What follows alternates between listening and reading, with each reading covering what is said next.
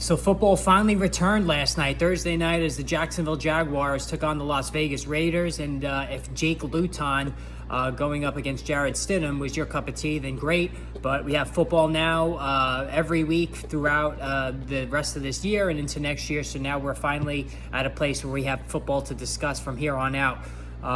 So what was interesting, the only interesting tidbit that came out of the game last night was the fact that Josh Jacobs not only played the first series, but also came back and played a second series and was the only viable starting offensive player that Josh McDaniels felt, risk averse to playing. And as far as being in last night's game was concerned, Derek Carr sat out, Devontae Adams sat out, Hunter Renfrow sat out, Darren Waller sat out.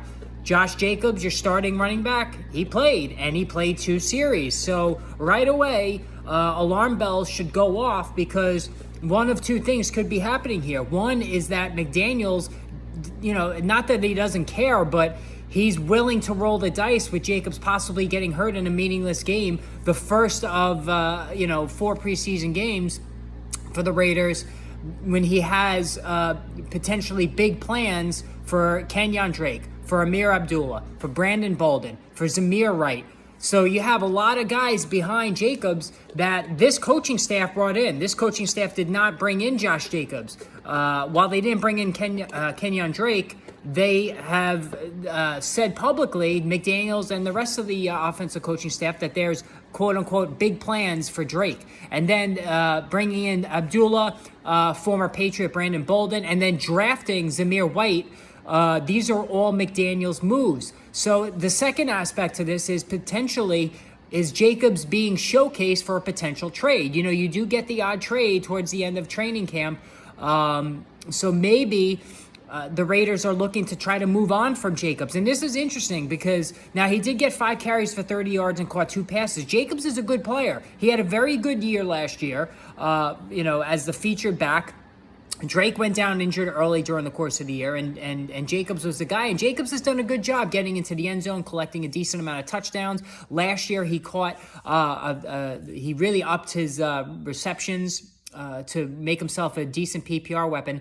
But so now, if you would have asked me back in May what I thought of Josh Jacobs for fantasy football this season, I would have been optimistic about him, especially coming off his good 2020-21 season. But now, with, again, Bolden, Abdullah, the drafting of Zamir White, you have Kenyon Drake coming back, what the coaching staff says is going to have a big role.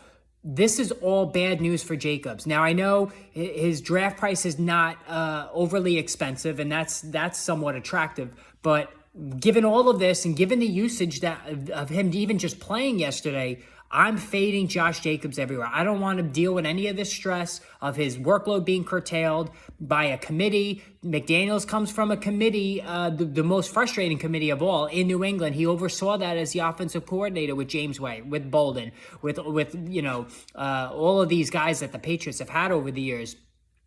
So it was just a complete mess from a fantasy perspective. So this could be what he's implementing here, and that's why Josh Jacobs is somebody I think he should fade. It's not an indictment on the player, it's an indictment of the system and of the setup. And reading the tea leaves, I don't think it was a good thing that he played as much as he did last night. All right, so anyway, hit the like button on this video, hit the subscribe button, also the notification button, all right? So if you want to be here for all of my videos that are going to be coming out anytime there's a major injury or major development, I'm going to jump on and discuss it. Also, Football Friday. I'm going to be doing a Football Friday later on today to discuss everything going around the pertinent news breakers that need to be discussed in the world of fantasy football. And I'll be doing that every Friday during the course of the season. Also, on Twitter, @RotoBoss. Make sure you subscribe for that as well, @RotoBoss on Twitter. So until something else major happens and I jump on here, have a great day, everybody, and we'll talk soon.